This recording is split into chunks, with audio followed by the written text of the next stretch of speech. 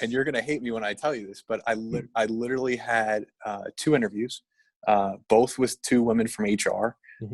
And I just remember one of the people telling me that you want to make your interview a conversation, and you want to show that you can build a relationship with the interviewer, and you just want to talk like you're a normal person.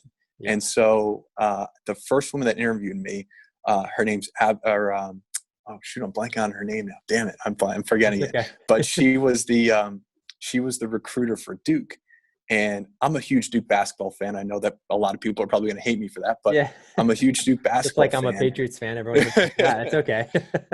And so as soon as she said that she was a recruiter for Duke, I'm like, oh my God, did you go to Duke? She's like, yeah. I'm like, I'm a huge Duke basketball fan. Did you watch the game? And we just started talking about Duke basketball. And next thing you know, the interview was scheduled for 30 minutes. We're 25 minutes in the interview. She looks down at her watch and she goes, oh my God, like, we've been talking about Duke for 20 minutes, like, or 25 minutes. Like, I haven't asked you any questions. Do you have any questions for me?